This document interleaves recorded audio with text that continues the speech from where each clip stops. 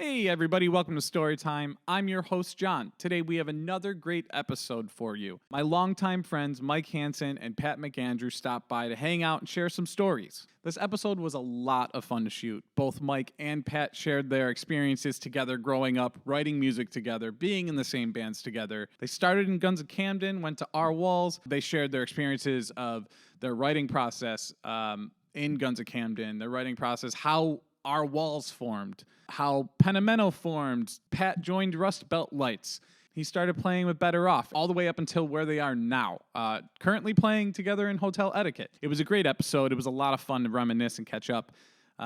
Both of them are great guys, and they have a lot of stories. Mike even shared some stories of being a hired gun to play with Reggie in the Full Effect, as well as the rest of the guys in Pentimento. If you like what you see, like what you hear, please like and subscribe. Share with a friend, share with a family member. Anything you can do to help, that would be greatly appreciated. I put a lot of time and effort into these, and I want to keep doing so. Be sure to give the full episode a listen. Leave a comment. Let me know what you think. Check the description below. I'll have all the information for the guys down there, all their bands, everything they've been a part of, everything they are a part of now, anything they have going on. Follow their social media and stay up to date with what they're doing. Thanks again for stopping by. Enjoy the episode.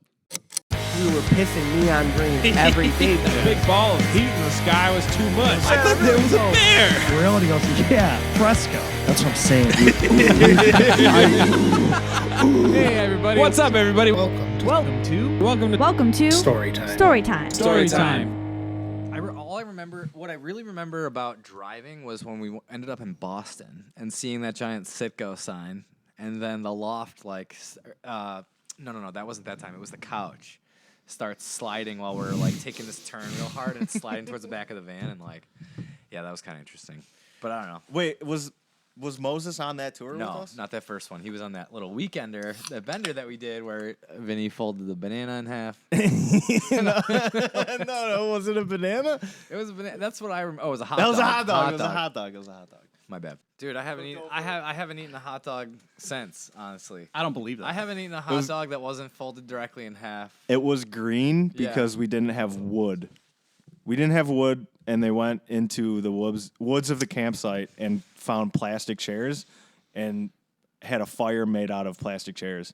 And then Vinny cooked a hot dog over it. This was on a Guns of Camden tour? Yes. Yep. This is the Guns of Camden tour. And then he folded it in half. He was talking on it like a cell phone. Yeah. And then he folded it in half like a To end the flip call. phone. To end the call. And he didn't say anything either. Then he just left. That was it. That was the first time. That's tour. That's tour. Well, this is good having you guys here. Thanks for coming out. Great to For be having here. us. Where are the hot dogs? The Glizzies? The They're upstairs. glizzies. We can make some Glizzies. Guns of Camden first tour. What you said that this was potentially the best and worst thing. Yes. Explain. Well, we were young and excited because it was the first time that we had 10 days booked, right? It was 10 It was days. supposed to be 10 days. Supposed to be 10 days. And this came about because some guy hit us up on MySpace and Yes. said something like, "I love your band. I want to book your band. It's only going to be $300, and then I'll book you 10 days." And so we were we paid him. I paid. forgot. Mike paid Marlinsky, Mike Marlinsky. where you at, dog? What's up, dog? I'm waiting on that $300 still. I'm waiting It's on been a those long 7 time, but other I shows Always still. remember, never forget. Okay. All right. So we paid him $300. I remember I put it in a manila envelope and handed it off to him. He sends us an itinerary. We go out on tour. We quickly realize none of these places have ever f***ing heard of us. They are not 100% sure that they even do shows. So why would we have a show booked there? We kept getting booked at community centers and these weird ass bars that again, they barely did shows, let alone booked our band. We had no idea if we were getting paid, all that stuff. We're trying to contact this guy from the road. It's not working out. He's not answering the phone. Luckily, Yeah, go figure. luckily MySpace existed and we could try to contact other bands or clubs or whatever. And I just remember sitting in Massachusetts for 3 days at a Friendlies connected to a Dunkin' Donuts. Yes. Chilling, not showering, not eating anything except for trash, and thinking yo, what are we gonna do? We played a show at this bar on Easter. Yes, we did. Did play people on show Easter. Where was the loop though? The Because- loop? Yeah, it was from Buffalo. I think we went to New Hampshire. That sounds right. That was probably the I first show in think. New Hampshire because Vinny like puked out the back of the van that morning. Yeah. Right. So yeah, we show up in New Hampshire. That was the only show that was like legitimately booked. The first thing that happens is like we wake up in the van.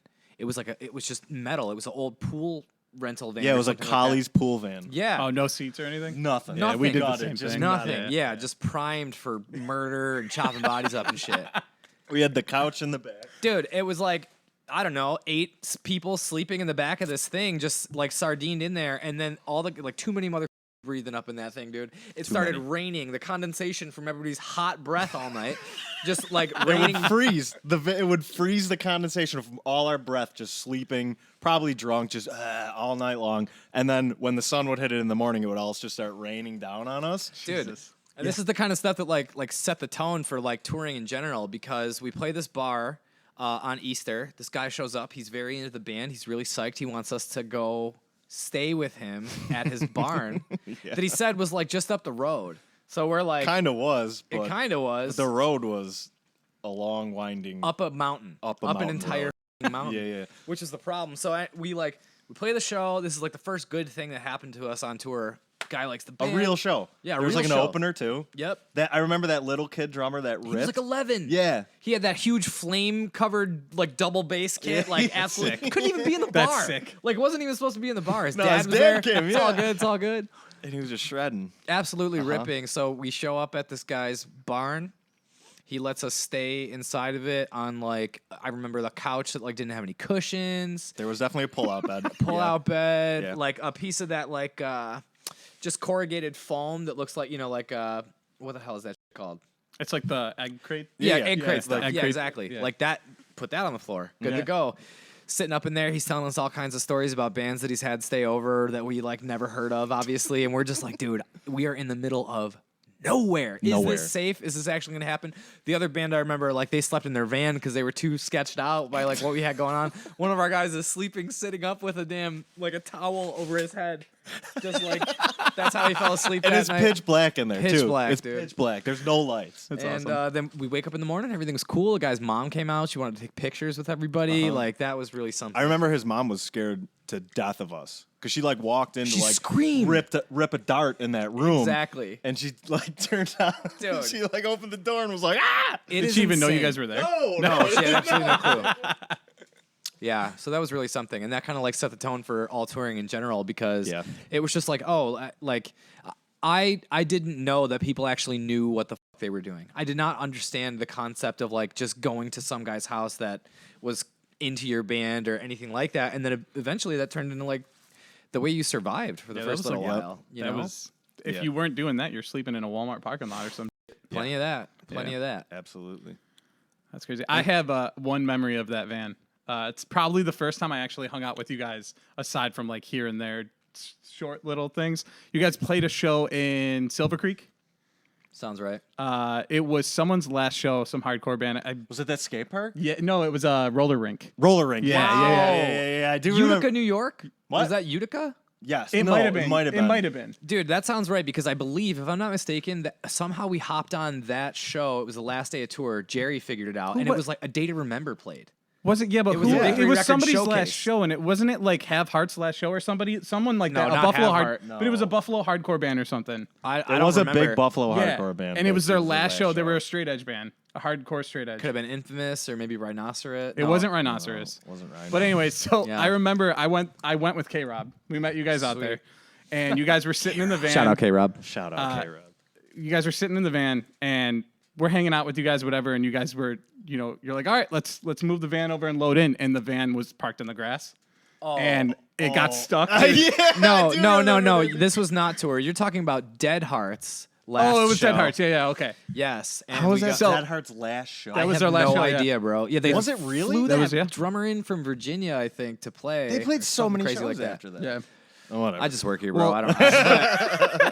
So you guys got stuck, and then me and K Rob get behind the van and start pushing. Rock and And roll. got And covered you in guys are mud. rocking back and forth, and then I don't remember who was driving. It might have been you, but you put it in drive, and we go to push, and I'm standing right behind all the tire. covered. Yeah. Yeah, I In do remember mud. that. Covered. I don't think I was driving, dude. I don't think I was driving. It might have been Joe. It was I don't no, remember. it's Jeff. Jeff It was Ernst. definitely Jeff? Jeff. Yeah, okay. Yeah, Probably he- Jeff. Yeah, I He just loved remember that. like I was like, what the and then I went in and it was whatever. You guys might have gave me a shirt or something, but it was like we did. yeah, I'm pretty sure you did. A Day to Remember played that show, I'm pretty sure. That was the last day of that tour. So A Day to Remember was playing at the Victory Records showcase that was also at a roller rink, but that was Utica, New York. Different One of them show. was Okay, Guns I of think this Camden. one was Silver Creek It or was something like, that. bands Like were Angola set or up some at either shit. end of the roller rink. We had to split a 15-minute set with Come the Dawn. Oh, that's so right. we both played like 7 minutes each. Yeah. And it was a weird crowd because it was like, Yeah. it was Utica, straight edge kids. Straight edge kids. There was like a death metal band on Yeah, before. there were some bad or motherfuckers after there us. for sure. Yeah, for sure. We did not belong at all. But They were not into our band no. because we were like, what, 17, 18 years You old? children, actual children. Yeah, like the only appropriately aged people Playing to maybe ska be. screamo music. Hey, that's what what we- spoke to us at the time. That was what spoke to us. From at the humble time. It beginnings. was fun. It was This band fun. was great. That was Thank a lot you. of fun. I miss It was a those Folly days. ripoff band. I really miss those days though, because it's like now when I think about songwriting, it's almost the polar opposite. Whereas Yeah. before I was like, well, yeah, this song is 8 minutes and 30 seconds long, and yes, every part is necessary, and yes, there are rototoms right here, but I don't know why you're giving me shit. Like, yeah, that was like a real thing we thought was really cool. Yeah, we And, just threw shit in there. Now Yeah. you're like, it's 3 minutes. We need to cut that down about 30 seconds. Yeah, we Pretty need much. 240. Yeah. We max. need a verse. We need a good. we And need that's a because good chorus. I want to go home. On it because I'm 30 Yeah. and I want to I go. feel that. I need to watch Vanderpump Rules reunion. You know what I mean? I don't got time. So Worm with a mustache. But we did start together. That's where this for sure, dude. came full circle. Yeah, Eventually. yeah. I mean, starting that band together really changed everything, and especially that first tour because I think we all got a chance to like prove to ourselves that we could do something. It was like our first time away from home, really, for any stretch of time. Right. You know, save for like maybe a family vacation or something that you went on supervised. But this is like a bunch of idiots sleeping in a van, stealing from Sears, and Allegedly. Allegedly. yeah, allegedly stealing from Sears. And like, Forgot about that. you know, like you got a singer guy who just wants to drive the van all across the United States of America wearing one fingerless glove and smoking cigarettes. And Jeff had a glove.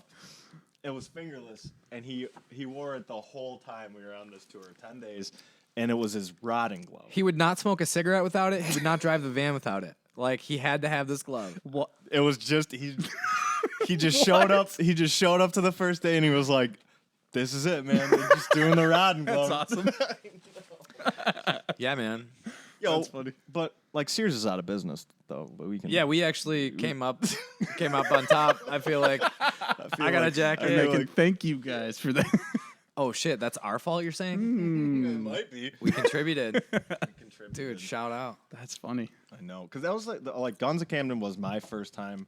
I think, like, yeah, I grew up like writing with like Joe Cheslack and like those dudes when I was like, you know, skateboarding, and you'd figure out, you know, how to play a 4-chord riff or something like that. Just, you know, Yeah. there was no real like purpose of writing songs really. Like we would cover every NoFX song, you know, or cover a Rancid song, but we never really wrote until Guns of Camden, I think, where every song we played was our own stuff. And like it was definitely a learning process. There were definitely some 8-minute long songs. Yeah. There were definitely a lot of weird parts, but like, yeah. Yeah, but to be fair, at that time, like the heavy music out at the time, a lot of guys were writing long songs. Yeah. Like Yeah. Norma Jean had that, Yeah. what, 12-minute song or whatever? Yeah. Yeah, but it was probably good. That's Yeah, the yeah, thing. yeah. That's the difference Yeah, it was between a us great and Norma Jean was like that shit was probably Yeah. cool.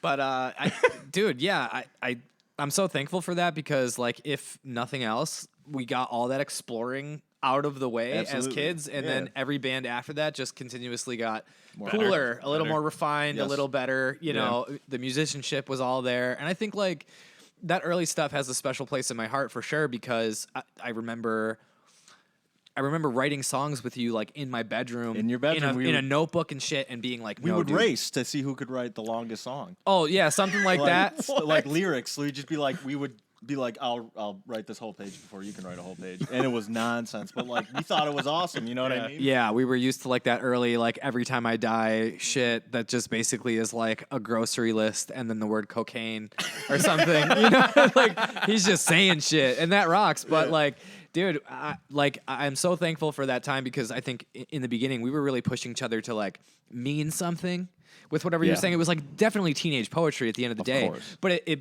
it certainly like started me on a path to maybe be a little more thoughtful with the lyrics, you know what I mean? And really start to like care about that because it, like you said, maybe it was a competition in some ways, but really we were just dude, you're coming over my house and we're gonna exercise. That's put a the reps brilliant in for exercise. sure. It's like just write nonsense on a paper, and then eventually you'll get. Dude, and it's crazy. Like, watch any But fucking... we didn't have that intention going into it. We I were believe just it. being dumb kids, you know what I mean? And now it's like, type in how to write a song on YouTube or something like that, and I guarantee they're going to be like, all right, top 5 ways to write a song. First, just go ahead and write everything in your head on a piece of paper and worry about refining it later. No, like, dude, you just use AI now. That shit's already happening. Yeah. I can't even spell AI, bro. I'm not gonna. It took me so long to even figure out what the fuck people were talking about when they said Chat GPT. I'm like, dude, is this like slang? This isn't actually happening. I just typed this into the Chat GPT, whatever the fuck it's called, AI. Yeah. This episode didn't exist. We're not even here. That rocks. But Stupid. yeah, Guns of Camden was definitely a good starting point, I'd say. We were lucky to have like a bunch of dudes who we were such good friends that we could just be goofballs and be free. You know what I mean? Be free. But that's being a kid too. The Buffalo scene was really good at that time too. Yeah, Like, there for were a lot of heavy places music. that were friendly for Yeah. younger kids. Extreme Wheels obviously was the huge one. where, R.I.P.. R.I.P. We could do whatever we wanted. You could go and skateboard and like play a show and Like almost any AmVets yes, or Volkers. Yeah, like Knights of Columbus and all that shit. It was a bowling alley. It was a banquet Yeah. hall. It was a skate park. It was a community center. It was a whatever. And dude, I mean, Buffalo was lucky to have that happening at the time because it's crazy to think about the amount of kids from that scene, the people that you rubbed elbows with or maybe were in bands with at the time that went on to do really amazing things. Not just becoming super talented people, but like do really well in that scene or start working in scenes that are adjacent, whether it was like, hey, I started a custom drum company or I started a booking agency or I'm doing t-shirts or whatever. All of this stuff that like directly contributes to that world while maybe you're not on stage, but you're doing something. And so that's really cool. And I have all of that stuff to thank for everything I have in my life, all my friendships, where I work for a job now, like my wife, all of that stuff like comes from being around those people at a pivotal time, but being able to utilize all of that in a productive way. Obviously there's plenty of people that went the opposite direction and totally fucked off, you know, but for what it's worth, like that all changed my life in such a significant way and made it so I had the ability to maybe love something that wasn't built to love me back. Like when you play in a band and you do music and you do all that stuff for a living, dude, it's the love of the game. Yeah, and for sure. It's the love of the game, and that like separates the people that can hack it from the people that can't. And typically when a band gets successful, let's put aside like being good and writing songs and all of that stuff, it's like the time. The only thing that separates you from people that are doing it as a profession or doing well is the time that you put in, you know? And I learned a long time ago, bro, that like not every band is meant to be the biggest band on the planet. And you know, it's hard to reconcile with that sometimes, but it's about like the depth of the impact rather than the breadth of the impact, right? That I'm sure I'm paraphrasing somebody who said it better than me, but yeah, man, I'm so thankful for that time. It's nice. It's nice to look back on that and be like a little embarrassed by it, but also Super embarrassing, dude. I still have those lyric books, and it's so embarrassing to read them. It's humbling, you know, in the right way. And it's like, dude, thank fucking God. Thank God that we had each other at that time to do that productive thing and put everybody on a path to like, you know, just being a cool person. Because if nothing else, that shit cultures you in a different way. It's not like traveling. It's not like meeting others in public. It's not like going to a cool college. It's not like any of that. You really learn about yourself and the rest of the world in such a major way. Because you're constantly contributing. And again, like, it's cold out there, dude. You know, it's hard to get kids to come to shows. It's hard to get people to listen to your band at all. Absolutely. It used to come to shows so much back then, though. Remember the only pay to thing play? Pay to play, babe. play. You got Go to pick sell up X amount tickets. of tickets to go ahead and do And that. if you didn't sell, I remember it was like center stage concerts. It was like The you pink sold tickets. You sold 50 tickets. You could play any show that was Yep. coming in town because you brought 50 people. Boom, that was their moneymaker right there. Yep. Because they didn't even have to have anybody show up for the show that day. Yep. Yeah. Yeah, dude. I mean, You had to meet Mad Dog at the at the Galleria Mall and Mad get Dog. flyers, dude. yeah, yep. I mean, that shit was crazy. I remember one of the later Guns of Camden shows, we got reamed by a promoter. We played Club Infinity for opening for Fear Before the March of Flames. We maybe sold like 30 tickets or something like that, and he, blew me the fuck up. Called me. I'm like in Walmart or something, walking around, and he calls me. And he's just like, do you know how fucking hard I have to work to put these types of shows together? And you're just slacking off and you can't do enough to promote your band and you can't da-da-da-da-da. And it was like, man. Wasn't it like the middle of the day on like a weekday? I'm sure it was it like sucked. a 5 o'clock show. It Right. was like, Jesus. Yeah. But he knew talking to a bunch of kids, like, this is a big Yeah, opportunity we're for like you. 17, Yeah. 18 years old. Yeah, dude. so- Like, I just remember thinking when I was like playing shows back then was like, oh, they're a touring band. This is a big show. Yeah. You We know, called like them it didn't matter nationals, who it was. dude. Oh, national band. Yeah. Oh man, this is gonna be amazing. This is what we need. And then they come and you're like, no Oh, one's here for them. yeah. All these guys actually fucking suck as people. Their van is busted. They need to use our gear.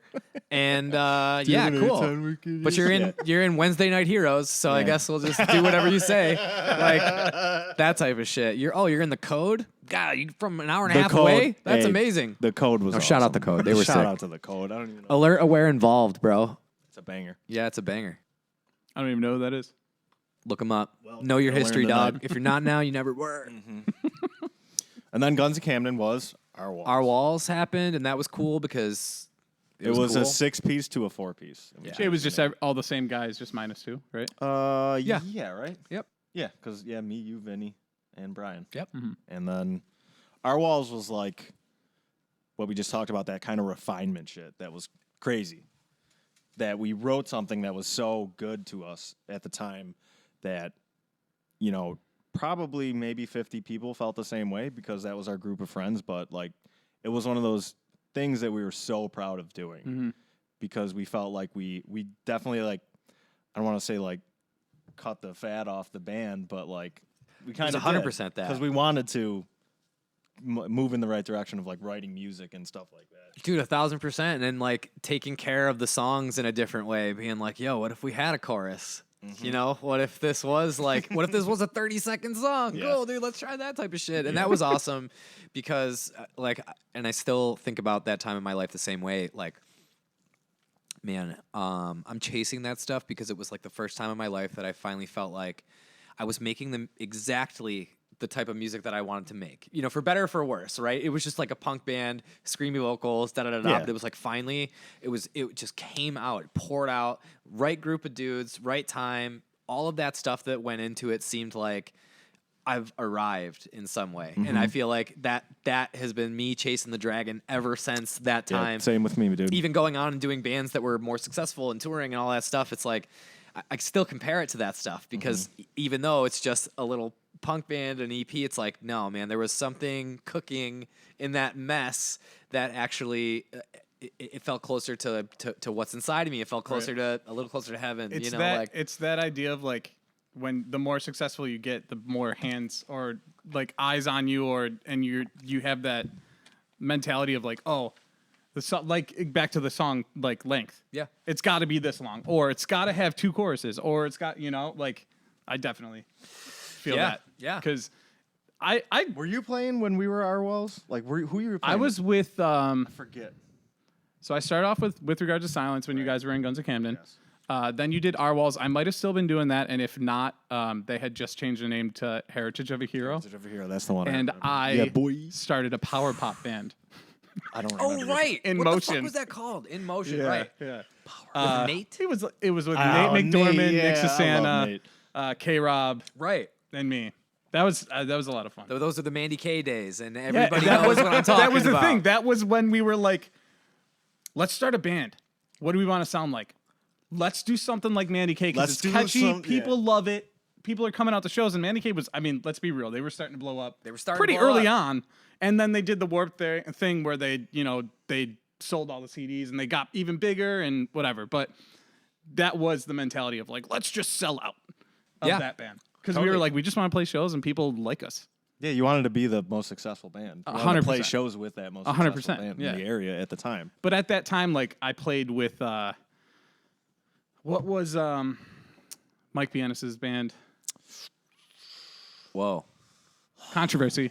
Controversy with dude. Posy Joe. Yeah, was it Posy Joe, Brian K? K, Yes. Kevin Dewar. Yeah, and they were called Let's Go before that. Yes. That's yes. so sick.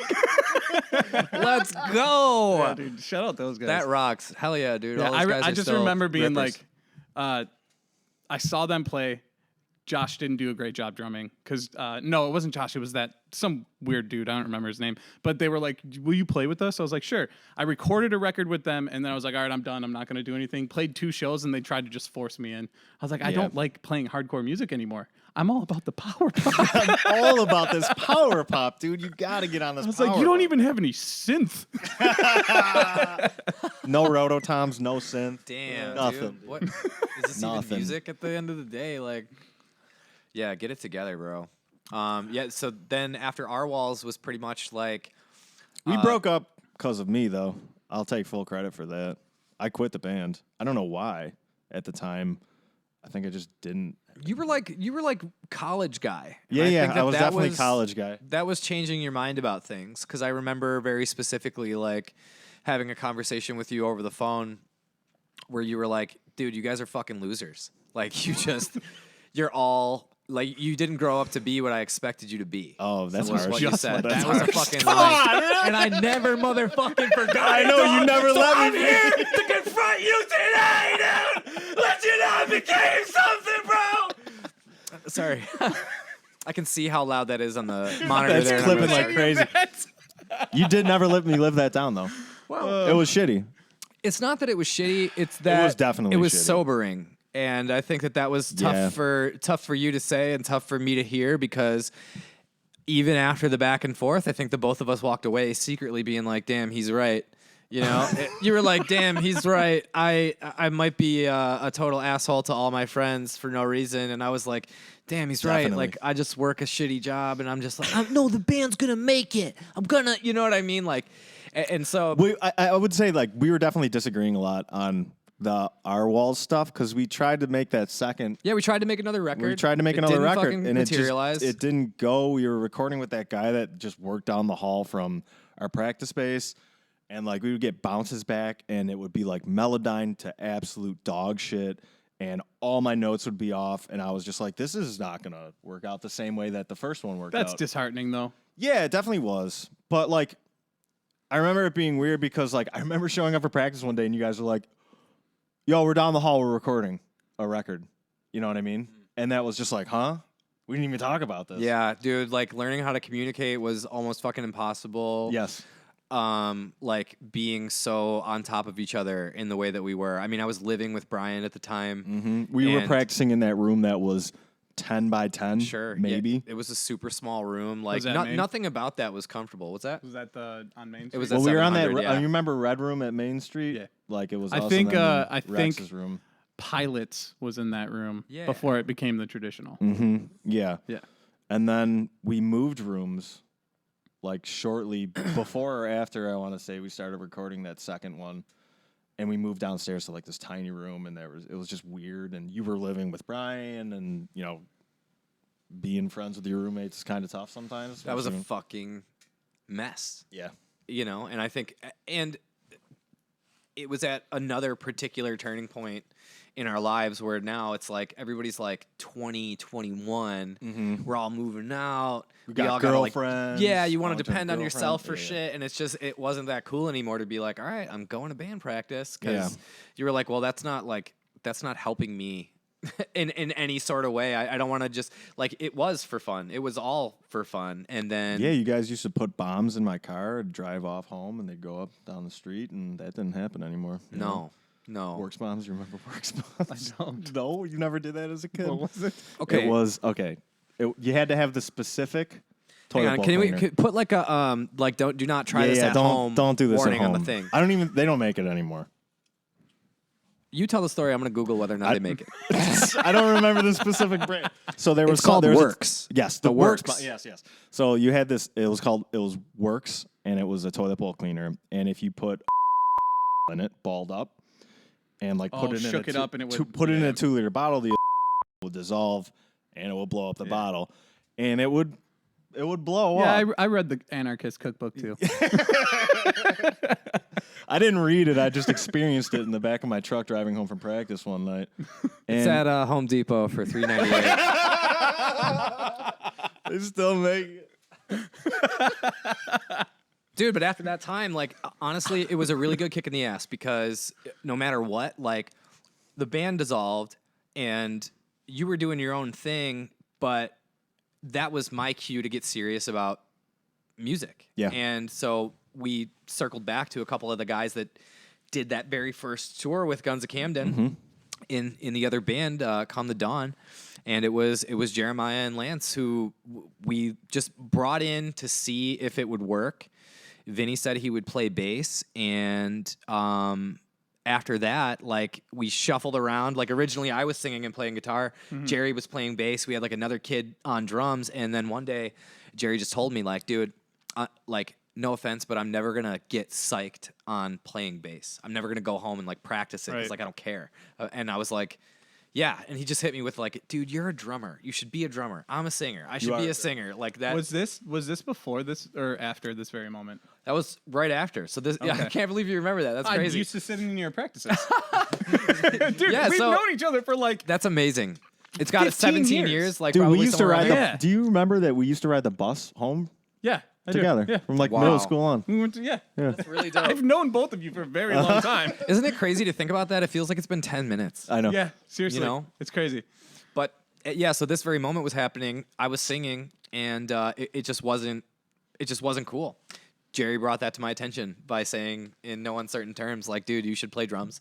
I should sing. Yeah. And let's just do it like that. So we did, and ended up just deciding to be serious. I remember that was like the first conversation we had. They moved out. Lance and Jerry moved out into the city, like around the corner from my apartment. The idea was we were going to go there. We were going to write stuff. We were going to really take this seriously. And that was like the genesis of the band was like, dude, we're not fucking kids anymore. If we're going to do this, we're going to do it for real. We're going to go on tour. We're going to blah, blah, blah, blah.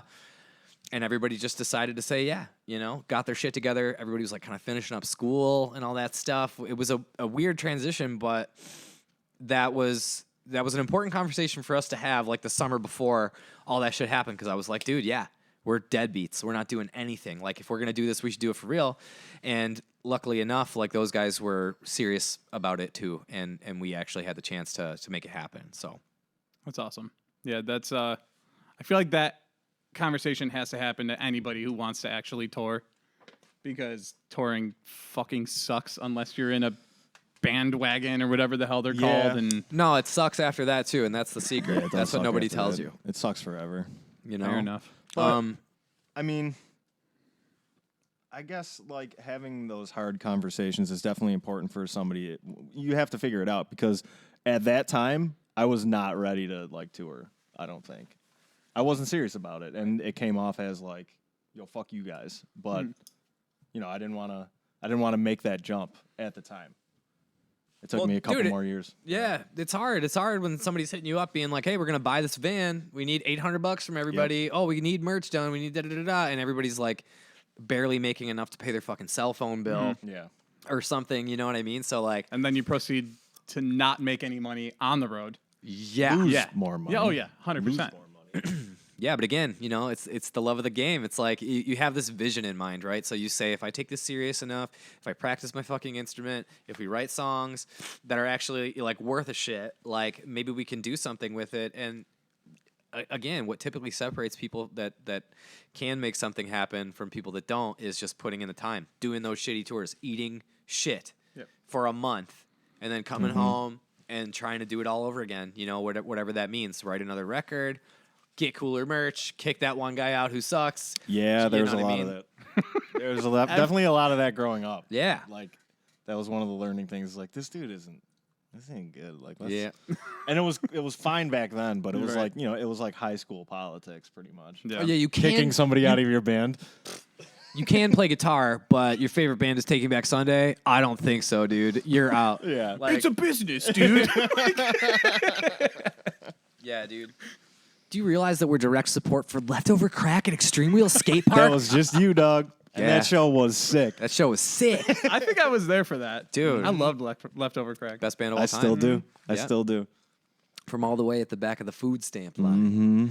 Hell yeah, dude. So then, Pentimento happened. Took that pretty serious. Pat ended up doing Rust Belt Lights. Well, Which was sick. Pentimento was a band for 2-3 years, I want to say, before I started, put my foot in the water and just jumped. You guys did an EP. You guys fucking made one record. We did a split. The split, yeah. And then we did the first full length. That was right around like 2011, 2012. Yeah. And then that's when I started. To get real. Yeah, that's when I started. But you guys, you did all that shit beforehand, so go ahead. And we were self-booking all that stuff, and I remember like the day we got a booking agent, like Jerry was trying to tell me, yeah, it's this guy like Jason Parent. He books like Citizen and Turnover, and he wants to do our band. And I'm like, dude, what? Absolutely fucking not. You mean somebody else is gonna get money for booking our shows? I could do that shit. We've been doing just fine. I've been like losing my mind, having a conniption about this. I had no idea like what a fucking booking agent's function even was. And then eventually that ended up being like the lifeline to the rest of the world. You know, you kind of suckle that teat one time, and the headache is gone, and you're like, dude, somebody else. Then you is figure sending out all those- this is how bands tour. Right. Yeah. They Oh, have this is other- actually how the business works. And that was so Yeah. insane, This is dude. the start of the actual part of And I the remember like business. sometime right around the beginning of all this shit, I read Get in the Van, the Henry Rollins book. And he's talking about like going to Europe and doing all this stuff. And basically his point is that you just do it. And I'm like, no. I'm missing something. I'll reread all of this shit one more time. What do you mean you just do it? What do you mean you just get in the van? What do you mean you just go on tour? What do you mean you just... And then it started to happen just like that. Oh, this is what you want to do. Right. So you focus all your energy, attention, and effort into doing that. You figure out, this band is from Hudson, New York. I want to go there. I'll ask them if we can play a show in a fucking basement. Yeah, you just do it. Yeah. You can't half-ass it. You couldn't half-ass it 100%. No. You had to go at it 100%. It's not fun to half-ass it. Right. You know what I mean? Yeah. Like that well, was... that's when you show up to shows and no one's there and the show didn't happen. Because Right. you didn't do the things pay you needed some to. guy Yeah. named Mike $300. Dude, yeah, I remember MySpace. the last show of our first European tour. We played a place in Germany. I think it was Berlin. And the promoter came up to us. He's like, dude, like we sold no tickets. It would be better for us to just pay you your guarantee and shut the show down so we don't have to pay people to be here rather than like keep the show going and have you guys play. Is it cool if we just like don't do it? So we took that L, but definitely posted on the Facebook like sold out show in Berlin tonight. I remember my mom like sending me a text or an email. Maybe it was just like, I'm so proud of you. Damn. Yeah. That's Yep. crazy. So, Mom, if you're listening, so sorry. See, I got suckered into touring because the first tour I ever did was with Doses.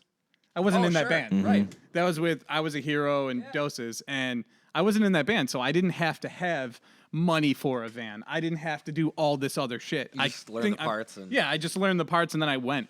It's kind of And how then- I started too. Yeah, Same and then I came home, and on that tour, I joined the Traditional. They were recording that first EP. Yep. And Mush was like, yo, do you want to do it? Sent me Give Up Your Ghost. I heard it. I was like, I'm in. Yeah. I was like, that's all I need to hear. I'm Yeah. in. And then I got home. We got all our shit together ourselves. And I was like, what the fuck, man? Like, I have no money. Yeah. I'm not living with my parents. First I have to one's pay free, rent. dude. The first one's free. For sure. Start fucking paying. Right. Yeah. Ridiculous. Dude, but that's how it is. And then like eventually maybe you do get to a point where you're getting paid to be on tour, you know, but the game is still just as difficult at that level. I mean, I remember realizing one day, like while we were out there, like sold out House of Blues in Disney. It's the last show of Say Anything Saves the Day Saves the tour. day, yeah. And I remember like curtains open, sold out, fucking tons of people, and I'm wearing like an elf costume or something. And I remember thinking like, dude, I am punching the clock. Like, This is Reggie, right? yeah, this is Yeah, Reggie in yeah. the full effect. Justin Bieber, like, he still has to get in the van. Everybody is just doing it, grinding and Right. whatever. And of course it looks cool.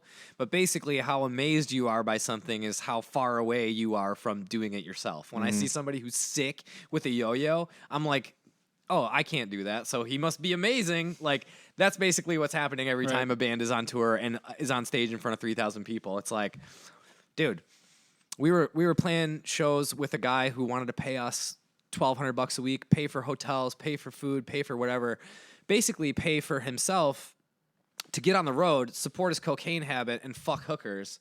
And we're just in elf costumes, like, yeah, this is cool. 1, 2, 3, 4. Like, it's not what you think it is a lot of the time when somebody's paycheck kind of depends on that shit. It really bastardizes the whole idea, the whole art form of it. You know what I mean? Which is basically, I'm trying, and then eventually you attain something, and now you're just putting on.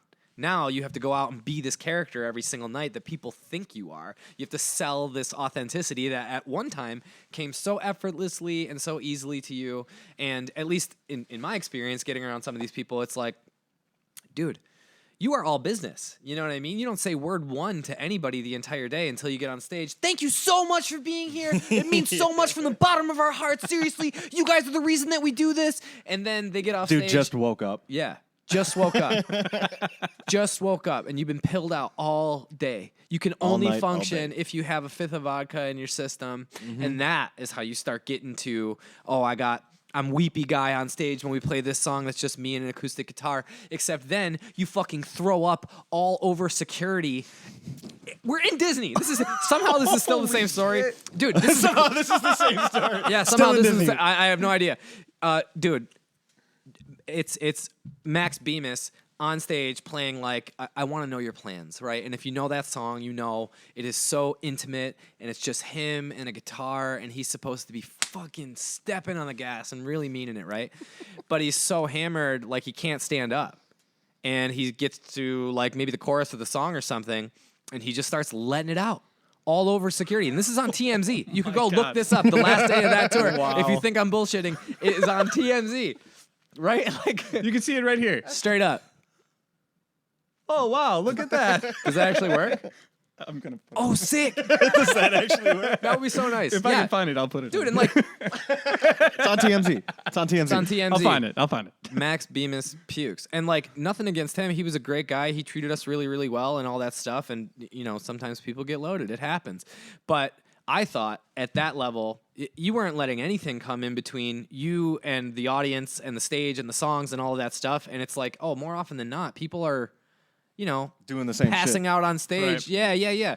You know what I mean? It's just one guy's on Adderall, one guy's an alcoholic, one guy loves to smoke weed. He's probably the coolest one. He's definitely the you know what coolest I one mean? usually. The singer guy, he's totally straight. He doesn't party at all, but in fact, you're never going to see him. He's just on the phone in the bandwagon all day long and Yep. da-da-da-da. And you think it's going to be this thing because when we started, it was 4 best friends in the basement. We're making our own fucking sunshine out here. Yeah, dude, it was the realest shit you ever could have come across, and it meant something to us for that exact reason because Yes. you're with your boys, That's how you start, creating something for real, and then you try to do that, and you realize, oh, no. He just hired that guitar player. He just hired that drummer. They don't know each other. Yeah. They met today. Yeah. They're Yeah, rehearsing yeah. during sound check, and hopefully everything goes That dude's well. from California. That dude's from Nashville. Yes. You know, like, And I'm not saying that people can't function like that or don't make it work. No. And of course, dude, there's so many great, incredible, perfect human beings, perfect examples of how to do it and why to do it and for the right reasons. And there's a million of those guys out there too. But it was amazing to go from like Pentimento, who, you know, we did all this shit. We like went through the mud, the adversity, and it's like, yeah, like now we're being plucked from these little like 200, 300, maybe 500 on a good night cap rooms to, well, here's 3,000 people. This is the Palladium. This is fucking for real. Except Yep. you're wearing a pilgrim costume. And you're not playing your own music. And you're not playing your own music, and you just have to put up with this guy who is way more interested in like going to Whataburger, you know what I mean, and maybe doing a little cocaine rather than like what is actually happening on stage. And it's Yeah. like, you could try to take yourself seriously all you want, but it'll chew you up and spit you out, bro. Right. You know? That's dude, would you say that's the beginning of the end Beginning, what do you mean? for Pentimento? Like, Oh, 1,000%. all of you guys doing that? Dude, yeah, I mean, honestly, what I probably, remember when we started, like, you know, we kind of went our separate way for a while. Yeah. Friends-wise, we would check in, but, like, that's when I remember we started trying to, like, get along with each other and texting often was when, like, Pentimento was just, like, on the outs, and you were just... I was having You a were hard sick time of it. handling it, bro, and I really Yeah. needed a friend that understood because this was a baby for all of us, you know. And for a long time, like I didn't really know myself other than that, and I had to like figure out how to divorce band. my identity. Yeah, you know what I Right. mean at the time, and like I hear a lot of people talk about stuff like that. A lot of people say like they're not even attached to it anymore. They can't even imagine like themselves doing that or why they do that. Yeah. But I mean, then get out of the way, you know, because I was really going through some shit when it was like, oh yeah, the whole point was like, Pentimento was supposed to do all of this shit, and I'm sure every band, especially at our level, has a bunch of stories. Pentimento like that. was supposed to be the band playing to 3,000 people. 1,000. You know We what I thought mean? so. You know what I mean? We used to And say you that were, to each but- other all I the mean, time. We used to everybody here thought that this was going to get you guys to that next level. 1,000%. Because of the networking and everything else that you were, in our minds, building throughout that tour. Yeah. Because not even just the other bands, but like the venues and everything else, like coming across other people that come see them, that know them or whatever. We thought here that like, oh, they're playing here. Yeah, this is just the next one more step, and then that's them. They're 1,000%. on that tour. Yeah. They're headlining that tour. You know, and that's what we all said to each other in the beginning. And what really started to like turn it was we go into the studio in Baltimore to record like the second record, and we were supposed to release it with Hopeless, and it was all set up. Like Paul Levitt was the guy. He recorded a bunch of Hopeless bands. He was in contact with their A&R. They're talking on the phone while we're in the studio together. He's like, I can't wait for you to hear this stuff. Da da da da. And then eventually they just like hit us up one day in an email and said, you know, hey, we're gonna go with this other band basically. Instead, we don't have the time That's to like so shitty. grow a baby band. But we were like already mid-record, like already spent Yep. $10,000 because we thought we were gonna get that because money you back. stayed there too, right? Yeah, we you lived like there. lived with him. Yeah, for a month, bro. And it was not easy. Like we were getting sick of each other. We were on each other's nerves all the time. It was not super productive. I remember at one point, like after all that had happened, like the balloon was popped. The wind was out of our sails. Like, you know, we were fucked. We were talking about like selling our van to try to make the money back and all this shit. I mean, you broke Edge. I broke Edge. I broke Edge in the studio. Recording that record. Recording that fucking record. I didn't know that's when you broke it. Dude, yeah. And That's like wild. it's crazy to think about it, you know what I mean? And I don't want to like make it out to be like, oh my God, we were under so much pressure and so much stress, because that's not really the whole truth. But in my mind, I wasn't sleeping. We weren't getting along at all. The songs were coming out like shit. At one point, like Vinny had to sit Jerry down, like super early in the morning. We're listening back to stuff in the control room, and he's like, dude, I don't believe you when you're singing. You had a lot of the vocals done too, didn't you? Yeah, like a ton of it. And so we had a couple of days left, and we like basically Redid all of re-recorded. them? Yeah, Yeah. and Jerry's just in a mood, doesn't say a word to anybody, just goes in there, and it was like the best thing for the record. Right. Like thankfully he did do that, because it was like how pissed he was definitely comes across in the songs a little bit better.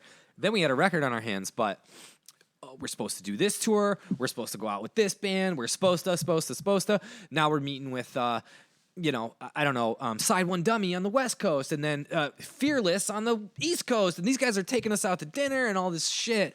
And it, you know, like at the end of the day, it just didn't work out. For whatever reason, it just didn't work out. And so when Reggie came along, we had done a support tour for Reggie. It was like Pentimento, that band Dads.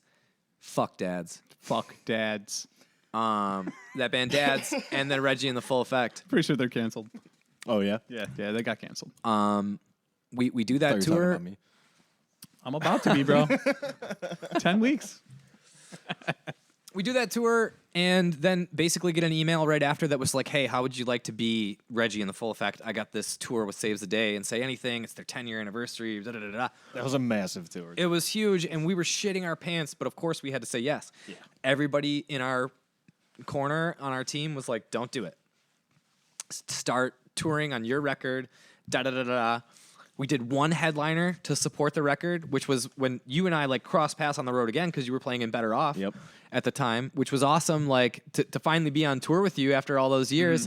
But it was, you know, dude, we had a couple of great shows, a bunch of really great shows, but neither of our bands were at the level where we're like, now I we're was selling. filling in. You know what I mean? Hey, we played with you guys. No, I don't think we played. We just saw you guys in Florida, Jacksonville. yeah. In Florida.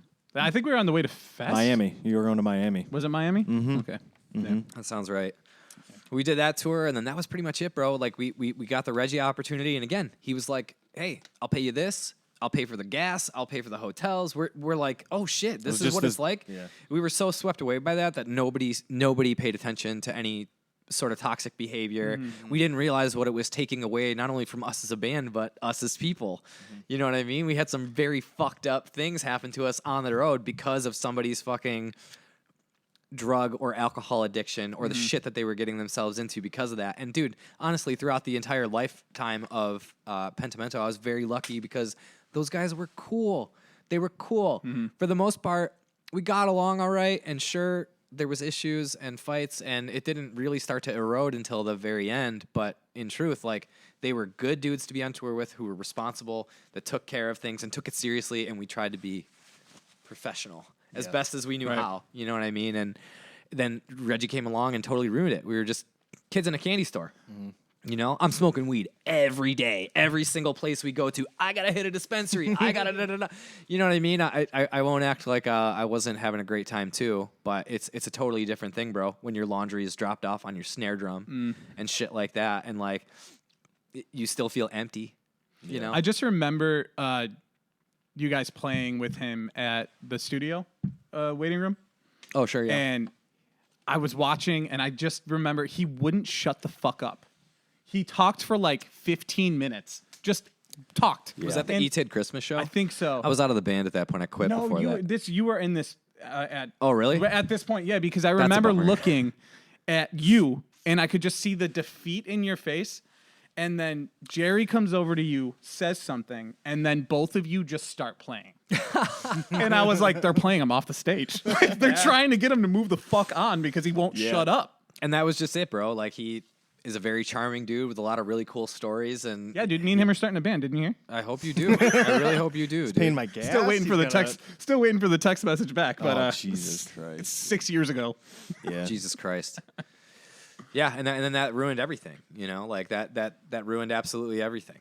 But in a great way, because we got this peek behind the curtain that was just like, well, yeah, here's what happens when you're doing big boy tours and all of that stuff. And it was like really, really cool to have the opportunity and see all that stuff. But it was kind of empty because it's not your thing. It's somebody else's thing, and they choose to be destructive with it. And that's not what we were trying to do. We were supposed to like take care of each other, and we wanted to be the biggest band on the planet. You know, that's what we thought we were doing out there. Though. Yeah, that's every band thinks that. And like the same thing with like me, but in a different way. It was a slow burnout with Rust Belt. Yeah, you know, and it just seemed like nobody was, you know, things weren't popping. Like they had a record that came out before I was in the band, great record, and you know they did the pre-release thing, pre-order thing, and like a bunch of people didn't get them. So immediately people were like, fuck this band, you know?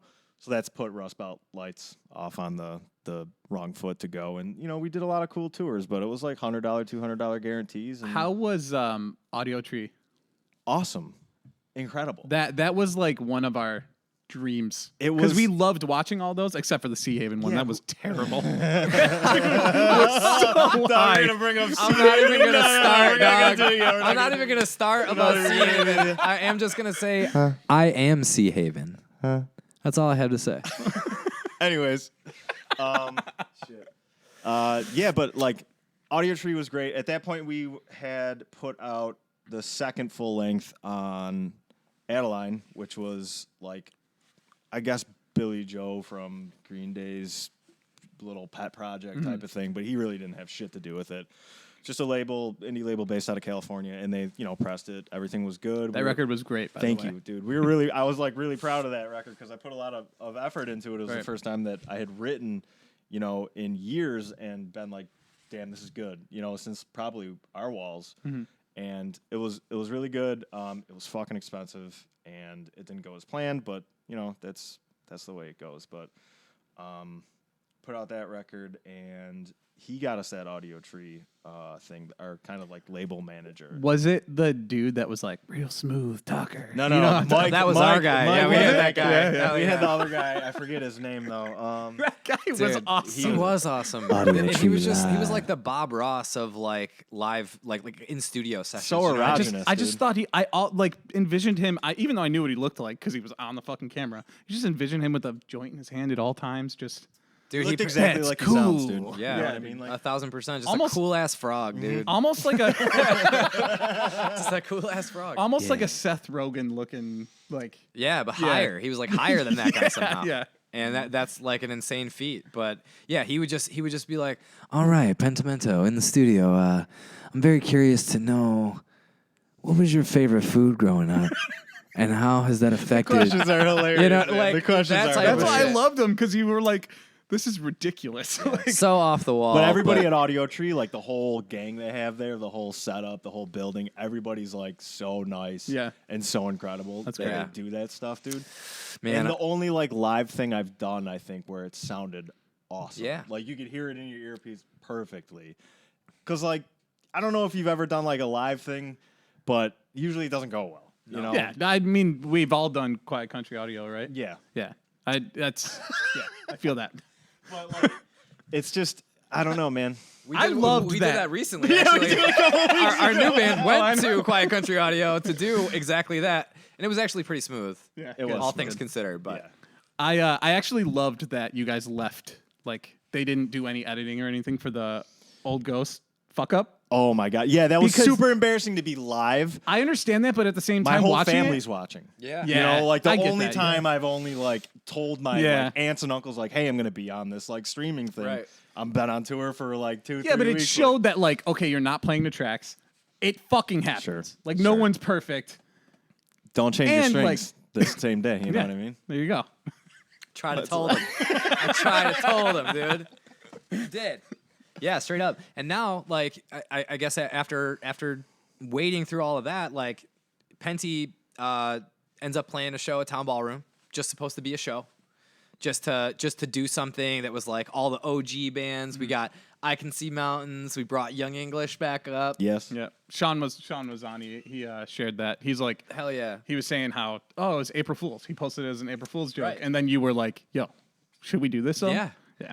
Had to do that, and it was like amazing to see that like come to fruition, and everybody knew that it was going to be a special night, but we didn't know how special because it was like immediately after that, like Penty was like writing and we were jamming here and there, but it was pretty clear, like, you know, Lance was checked out. He was ready to move on. He was very interested in photography. He wanted to fucking start his life after, you know, post band. And like, we did that as a last hurrah. Did not announce that it was the last show or anything. Didn't even know it was going to be that until boom, like pandemic happens. And nobody ever talked again. Right. And I'm exaggerating, of course, but like it was after that it died. So I Same was thing like, with Rust Belt, dude. We still haven't played our last show. Just that's going to be a banger. it's gonna be a banger when it happens, though, dude. Yeah, Man, we played one recently. That was interesting. Yeah. The They tradition. actually did. We did pretty well, did? honestly. I wish I could have seen that, bro. It was like a benefit, right? A was a friend bar of- show. Yeah, it was a bar show. A friend of For a ours' little birthday. brother turned 21, and Yeah. he's mentally challenged, and we were his favorite band. Yes. So he surprised him by asking us to play because he never got a chance to see us. That's beautiful, dude. So Do you know they it was closed? awesome. Flattery's Oh, just we were closed. told that day Wow. that they were closing like at the end of the month Yeah, or the they're first of the gone. month. Look what you And, did, you little jerk. No, that was a lot of fun though. Dude, yeah, and it was great to have a band like The Traditional around too, like just to keep that sound alive in Buffalo during that time. We were so, like, I'm gonna use the word blessed because there was so many bands at that time that touring And just- putting yeah. out records consistently, playing shows, and we had this team of people, bands, outlets, venues, all this stuff at our disposal. You know, from what felt like kind of a lull just before that, it was like hardcore was a big deal, punk was a big deal. Extreme Wheels dies, lots of bands and venues die, and then, you know, it's pretty dry for a little while, Right. and then all of a sudden, like, boom, mountains, boom, traditional, you know, all of that stuff just popping up, well kept things, fucking It worked out too to where like all of our bands would be on tour and there would be one home. Yeah. You know, like Yeah, you know what I mean? Like yeah, there would be there's always that one one band. that was home that was like, and not everybody played, like none of our bands played often either. I think we played like the most we played home was like 3 times in a year. Yeah, I don't think Rust Belt really ever played Buffalo aside from. I think I record saw you release guys. show. I think I saw you guys do the record release Yeah. at studio, right? Yeah, we were just touring the Yeah. whole time. You know, same thing with Penty. Yeah, You we guys were would just- on tour on 8 tour. 9 months out of the year Yeah. a lot of the time, and it was always like, okay, cool, you're gonna do this record, you're gonna do this tour, you're home for 3 weeks, then you're gonna do this, then you got this festival, then blah blah blah blah blah. Right. And it's like, dude, I remember so distinctly like the sharp feeling of like getting a tour offer in an email and being like excited to go because it's cool and you're finally doing the thing you want to do, but now I gotta tell everybody. Yeah. I gotta tell my girlfriend, I gotta tell my job, I gotta tell my parents and all my friends, and like it's That was the burnout part of it for me. it starts to get sad, it's dude. just, you know, You I'm gotta- leaving That's, again. that's why you came home and played a home show, though, because that's what got you back into like, oh yeah, this But is we, why I we fucking never do did it. it. You just came home and you're just like, all right, I'm gonna go to sleep now, Yeah, dude. yeah. Bye bye. See you Oh, I in have the to go to morning. work. Yeah, I'll see you. I'll see you back out there. In a Yeah, month or dude. two, man. But again, for the love of the game. Yeah. The love of the game. For the love of the game. Hey. And you can't deny that, you know what I mean? It keeps a lot of people going when it's tough, and that was that shit on tour, dude. You play 3, 4, 5 shows in a row that absolutely fucking sucked and beat the shit out of you, and nobody came except the other bands and the promoter and like somebody's friend, you know, or one person wandered in from off the street or whatever. Then you get to El Paso, and then you play a living room somewhere. And there, you know, there's 40, 50 kids going. But it feels "Oh," full. In a and it was bedroom. like, dude, are you kidding me? Yeah, no, actually, I'm totally fucking juiced. You play a bunch of shows on the way back that totally sucked, then you get to Philly. Oh my God, this is actually a legit venue. We're playing with a cool band from around here. There's what do you The mean, worst was 100 going people? to the big venues with nobody there. 1,000%. You know? We played this venue, this basement of an apartment complex in Philly. I forget what it was called or whatever, but we didn't even realize who we were playing with. Pine Grove played that show. Cool. And we sat outside smoking cigarettes, drinking beers or whatever, and then a month later we're like, "This is the best band ever. We can't wait to play with them." Oh, yeah, And then dude. someone's like, "Yo, you played with them a month ago." We're like, "Oh fuck." Right. Dude, remember playing with Modern Baseball in the Yeah, Pagano's at the Pagano's basement, And yeah. like we all played They opened over for them, everybody. like, and just to watch that band like totally rise and take over the planet Within was the next so 3 sick. months, they were Yeah. fucking enormous. Dude. Story then so another- far open for Rust Belt. That's like another one. Just That's like wild. Yeah, huge. and dude, I mean, those bands went on to do some incredible things because they stuck it out. Yeah. I remember having a conversation with the guys from Citizen at the West End Art Space in Ashtabula. We were in the van. They were like tossing a frisbee around outside, and they came to talk to us about basically quitting. I think like this was just before their LP Youth was Yeah. about to come out. They were like they were burnt. They were sick of kids not coming to the shows. They were doing all that stuff, and they're like, dude, we're just fucking tired of it already, you know.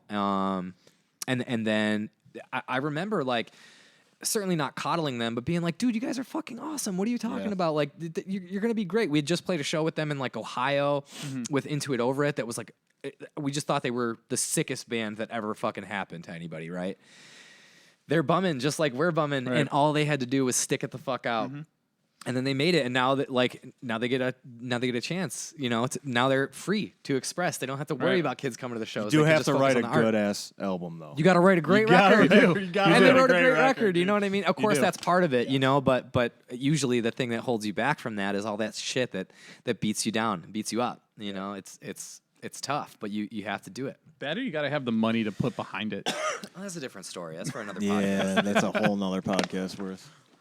But yeah, so now like Pat and I are playing in Hotel Etiquette together, which is super cool. You were doing it by yourself for a long time.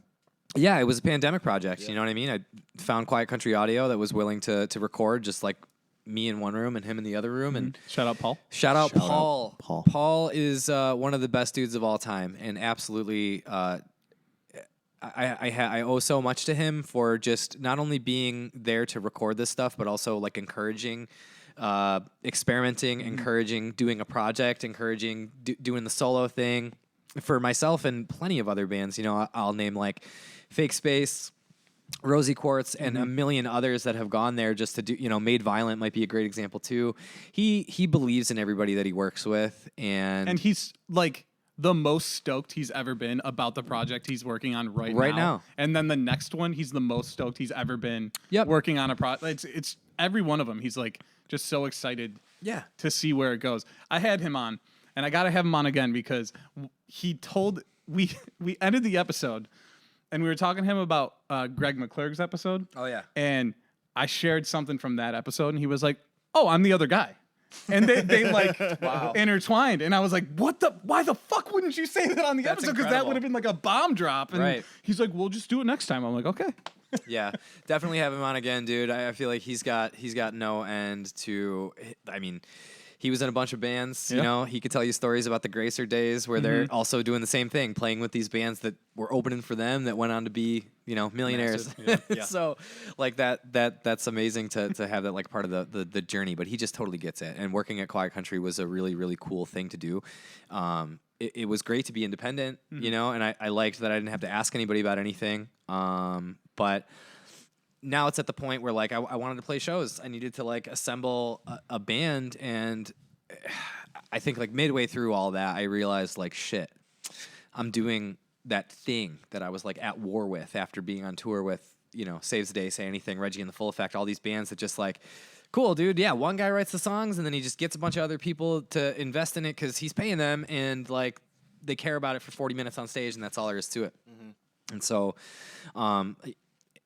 I had a blast doing shit like going out to Michigan and working with Nick Diener making an EP. I recently came home from working with Gary Cioni from Crime and Stereo. Very cool. At Soundacres. He's got a beautiful studio out there. That was an amazing time, and I can't wait for that record to come out. But I also have a group of guys who make me excited about playing music. I want to explore that and like be in a band again, jam in a room. You know what I mean? We don't have to worry about that so much. So yeah, definitely looking forward to putting out a new record in the fall. I haven't really announced a whole lot about it yet, but tons to follow. We did a music video recently. We did a couple of songs for Quiet Country Audio. It's going to be called Ouch. It's coming out on Triple Hammer Records this October. We approved the masters for the vinyl Very this cool. week. Art's approved. It's all happening. How long does that wait? How long is that wait? They told us that we had a rough experience with the first EP pressing because they shipped it from the Czech Republic. It got lost, Got right? lost in the mail. They turned it around super quick for us. This time they're not as backed up. There's, you know, they're very confident that it'll be delivered well beforehand. So I feel like the move this time, and this is just like my own crazy shit, but like I thought it'd be cool to not do a pre-order, like just to have the record in hand and then just Right. when it's out, and everybody Yeah. gets their record That's a and nobody good has to move. worry about anything. I freaking pre-ordered the Tiny Moving Parts for Jen in July. I'm Yeah. still waiting. Yeah.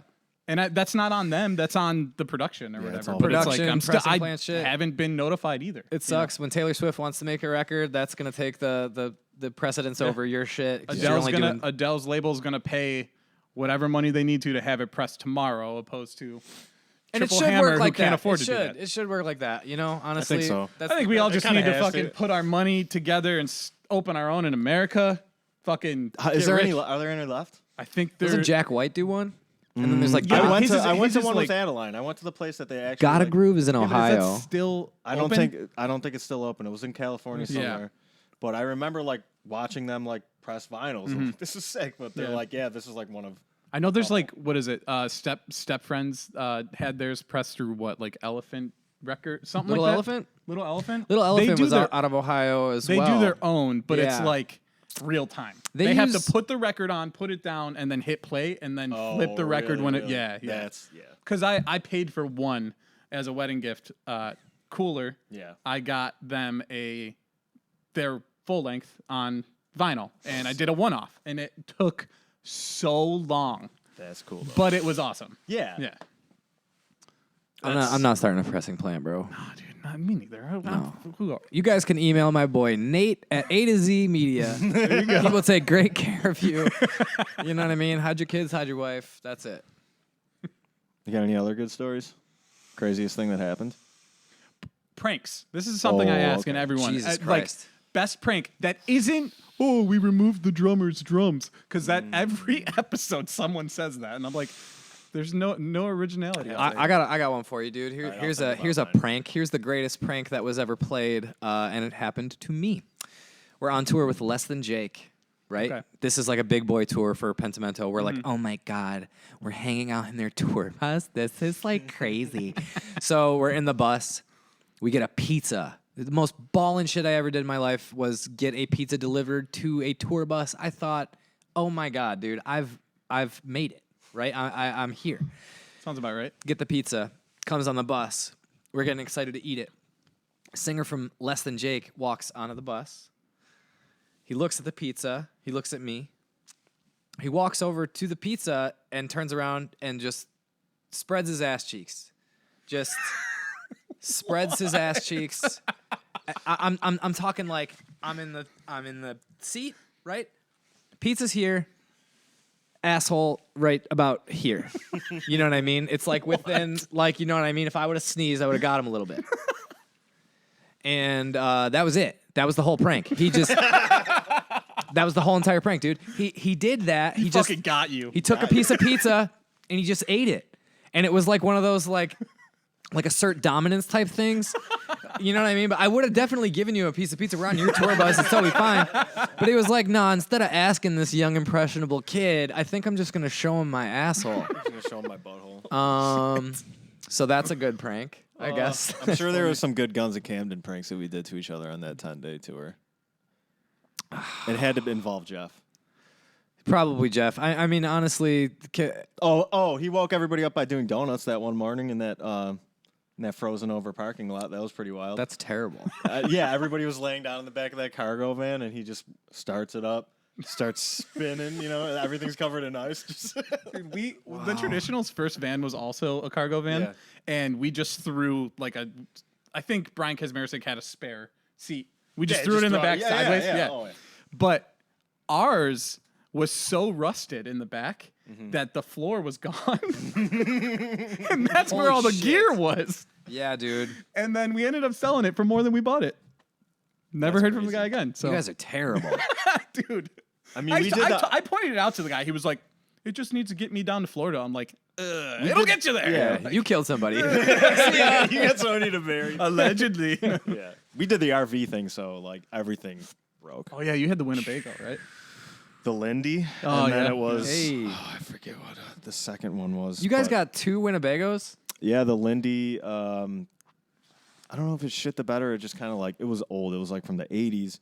And we were like, we just wanted to upgrade, I think. So we like bought a bigger one that had like a master bedroom in the back because the Holy shit. It's just like a shower in the back. And then it was like a kitchen. And then it was like the dining room that folded out in 2 beds, like the overhang and then the driver's seat and stuff. So you could like sleep comfortably in there. Somebody would sleep on the floor. And then like we got this bigger one that had the master bedroom in the back. So like 2 dudes in the back, and everybody was like sleeping comfortable. Now it was like these RVs from like. I mean, brilliant. Dude. You guys are probably way more comfortable than anybody else. Yeah, out and there. we could sleep anywhere, and it would be fine. But like, if it got hot, it would suck. But like, like you would have a fridge, and then it just wouldn't work anymore. That type of stuff. Sometimes like the propane heater at night wouldn't work. So like, I mean, you're still like, you gotta sleep at somebody's house. Still roughing it. It's still rough. Yeah, good luck parking that in someone's driveway. Oh, dude, was that in a trailer? Yeah. Like a 28-foot. Not happening. Yeah. We got lucky because the singer of Pentimento's dad like built like a loft, like a legit one, like welded this fucking thing. I remember that thing. That thing Popped was it in gnarly. there. Dude, it was so sick. It was like 2 queen beds, one on the top, one on the bottom. We just rotate like who got to Yeah, that's smart. sleep where, and it was awesome. In that cargo van, I built a loft, and we put Sick. all our. You gotta. You Dude, gotta. You have to build You a have car- to. And then How shaky was your first try? I'm pretty handy, so it was Yeah? pretty good. Yeah. Oh, yeah. It was wow, pretty dude. good. Wow. Ours So- was basically made out of straws. Oh no. That shit was so bendy. Four like 4x4 posts and like plywood on top, and it would just shift. Like That probably ended up happening like towards the end of that van. Okay, Like okay, just from okay. stopping fast Yeah, and shit. yeah. But I remember one day specifically, all our gear was under it. So it was a little bit high because Muse still had the 810. oh yeah. So it was a little bit high, and everybody else, I'm a big boy. I'm big boned, You're or right. just fat, whatever you want to right. say. But I lay on this thing. It's winter, and my back is touching the roof, and no one else's. No one else's is. And Ryan is laying on the bench, and then Mush and Mike are sleeping next to me. I'm in the middle, and I wake up in the middle of the night shivering because it is frosted over, and my shirt froze to the roof. Damn. Oh my god, bro. And I was just like, I can't sleep up there, guys. This That's is crazy. That's all you. Damn, your back just got all frostbit. Dude, it Gotta just- wait till the sun hits. horrible. It to melt it yeah, down. that's what you tried to move before was the sun was terrible. out. It's honestly your fault. Yeah. Should have waited I till the fucked sun, up. dude. It's because I put a fucking futon mattress down, and it was just a little too high, but had nothing to do with how big it was. Yeah, man. I remember like when we had a loft built in the van for like the second Guns of Camden tour. It was we called it a tour on your Facebook status because you wanted everybody to know you're fucking cool. It was like 3 days. Yeah, it was a weekend. And we built this fucking loft, and god damn it. That was a hot dog weekend. That was a hot dog weekend. Yeah, we had this kid like basically also sleeping under the loft with the gear. Yeah. Like just on a blanket on top like of a made 610. little tiny 2-foot space between all like the drum shit. Yeah, and then again, I think it was just this guy's thing, but he was sleeping sitting up, like in the front seat of the van, sleeping sitting up with a towel over his head. Moses. Yeah, That's funny. That's gang shit, dude. That's But wild. yeah, man, I mean, I don't miss it at all. But I think the reason that I don't miss it is because I feel fulfilled, and I'm happy to be able to like look back on that stuff as part of what I did. It's definitely not who I am. Mm-hmm. You're lying to yourself if you think that. You know what I mean? Even if you are caught up in the throes and you are, you're Drake, you're Justin Bieber, da da da da. But that of course can't be like the whole of your character, because I think that's what they mean when they talk about selling your soul, right? It's like as soon as you give yourself up to that, you start relying on a lot of other people to make a paycheck happen for you, and that includes concert goers and venues and booking agents and everything in between. And, just make art and you will be happy, and as soon as you can do that, the soonest you can get yourself to do that, the sooner you can start feeling fulfilled by the things that you fucking put your time and energy into. And I'll say that especially in the band world, because it is art at the end of the day, but it requires a tremendous amount of orchestration and effort that, you won't really find throughout other mediums. Mm-hmm. It's not the same thing as painting something or even writing a book. All of those things are a ton of work in their own respect, but being in a band means that a lot of things have to line up, like cosmically, like your fucking zodiac, like all of that shit has to go right in order for you to produce something that's actually worth a shit. Right, yeah. And you gotta find guys who are all on the same page. You're not gonna kill each other every 2 seconds. Yeah. You gotta have guys who are willing to spend the money and not make anything for the eternity of that fucking band, the entirety of that band. And then you gotta have other people. Yeah, all over the country. Yeah, who are like, oh, they're good. Yeah, that's the craziest part. It's the craziest part. Yeah, and they're doing it for the love of the game too. Yeah. They're gonna stand outside in line for your fucking show. Mm-hmm. They're gonna be there even when it was a 6-hour drive for them. They're gonna be there when it's like, oh, it's sold out, but I came to this festival. Is there any possible way I can get in? All of that shit for the love of the game, just so they can say they've been there, and it's like a part of history. And it's like, dude, thank God time exists so that not everything happens at the same exact fucking moment. You know what I mean? And you get to like space this out and think to yourself like, wow, I actually like grew something, or people grew with me. And that's what I meant earlier about the depth of the impact being the most important thing, because these are relationships that I still have, people I still give a shit about, and it meant something to other people in the same way that it meant to you, dog.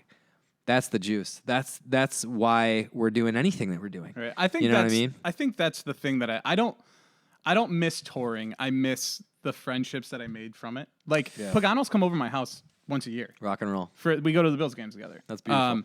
Like Brandon should be on relatively soon. We've been talking or whatever, but it's like love it. The relationships you build over that time. Like there are people that I'm still in touch with, like all the time. Fairly often. I think about them daily, and those are the moments that I miss, like building those relationships and getting to see them more often, and sleeping at Pagano's house, shooting the shit, waking up, having a cigarette, and drinking coffee with Karen. Like, hell yeah. You know what I mean? Like, those are the moments that I miss. I don't really give a shit about showing up to a show in Scranton, California, and no one's there. There's a Scranton, California? I think so, yeah. Scranton, I don't know California. Shit. Shout out. Dude, we showed up. The guy was like, "Did you bring anybody with you?" We were like, "We're from Buffalo, you dickhead." Yeah. And then he was like, "Well, you want your guarantee? Set up and play." So we played to the sound guy and then left. Well, at least you got your guarantee. For the love of the game. I think we had to like threaten to kill the guy. Yeah. Allegedly. Yeah, allegedly. Yeah. Dude. Definitely have driven some dudes to some ATMs before in an RV. Yep. Oh yeah. What about you guys? You know what? We were very non-threatening and pretty passive, and never did anything like that. And actually, it all shook out pretty much okay. I never had to do that, but that first tour I did, we were in Atlanta, and Brandon Pagano comes up to me. He goes, "Hey man, you're the oldest one here. I'm like, no, I'm not. Joe is from Doses. He's like, yeah, but he's not intimidating.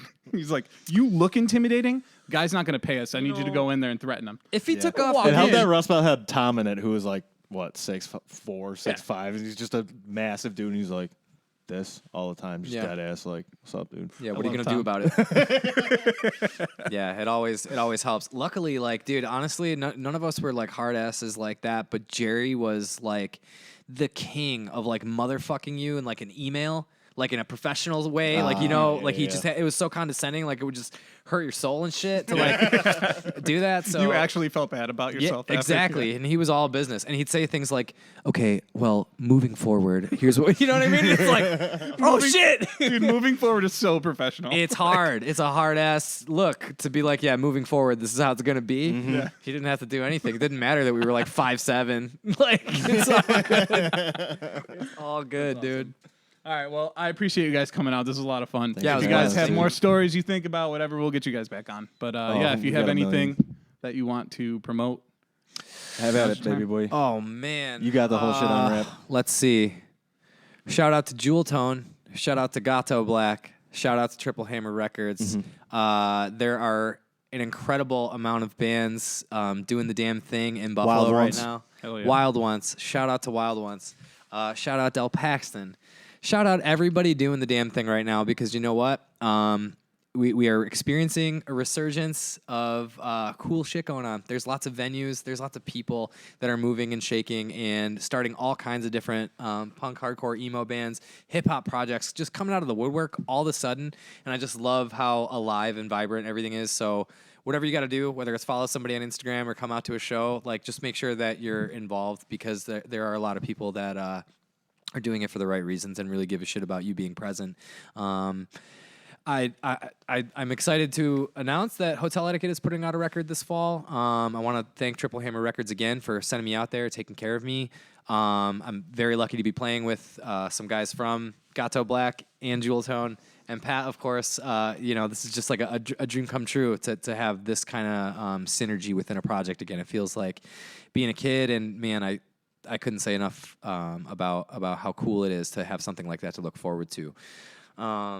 Shit, man. I don't know if we got like any shows or anything. I don't know, dude. Just, you want to follow me on Instagram? Could you just fucking like follow Hotel Etiquette on Instagram? That's really all I got. That would be like the coolest thing, and I'll try not to jump off a bridge. That's it. That's all you can ask for. Straight up, dude. All right, guys. Thanks again. I will have all of their information, old bands, new bands, everything current, down in the description. Make sure you like and subscribe. StouryTime Pod across all platforms.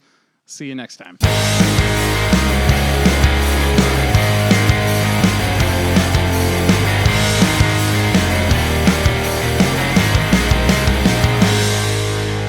Bye, bitch.